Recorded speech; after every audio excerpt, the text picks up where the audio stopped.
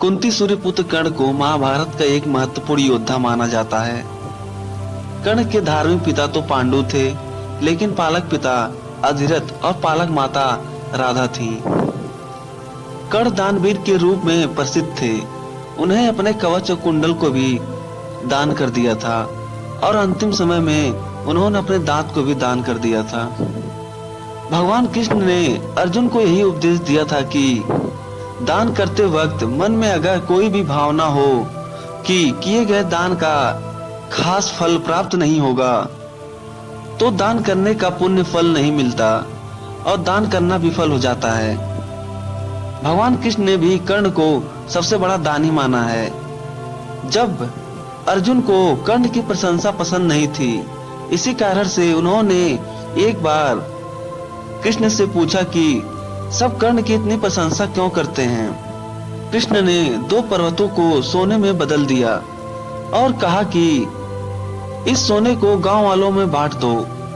अर्जुन ने सारे गांव वालों को बुलाया और पर्वत को काट काट कर गांव वालों को देने लगे और कुछ समय बाद थक कर बैठ गए।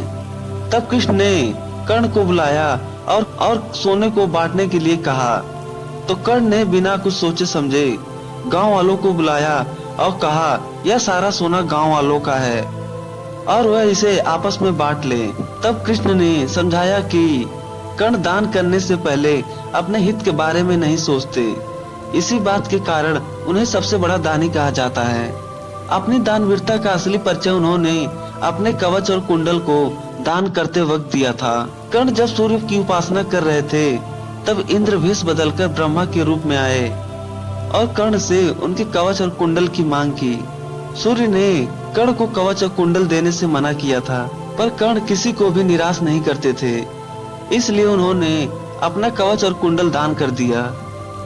कर्ण यह जानते थे कि यह दान उनकी मृत्यु का कारण बन सकता है, तब भी उन्होंने अपने हित के बारे में नहीं सोचा और दान कर दिया और एक बार फिर से यह साबित कर दिया कि उन्हें सबसे बड़ा दानवीर क्यों कहा जाता है और उनसे बड़ा दानवीर कोई नहीं है।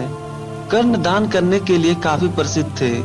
कर्ण जब युद्ध क्षेत्र में आखिरी सांस ले रहे थे, तो भगवान कृष्ण ने उनकी दानशीलता की प्रतीक्षा लेनी चाहिए।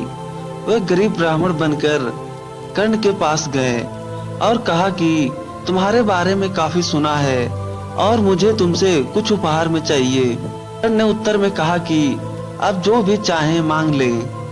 ब्राह्मण ने सोना मांगा। कर्ण ने कहा कि सोना तो उसके दांत में है और आप इसे ले सकते हैं। ब्राह्मण ने जवाब दिया कि मैं इतना कायर नहीं हूँ कि तुम्हारे दांत तोड़ूं। कर्ण ने तब एक पत्थर उठाया और अपने दांत तोड़ दिए। ब्राह्मण ने इसे भी लेने से इनकार कर दिया, कहा कि यह खून से सना हुआ दांत मैं नहीं ले सकता। कर्ण ने इसके बाद एक बाण उठाया और आसमान की तरफ चलाया। इसके बाद बारिश होने लगी और दांत धुल गया।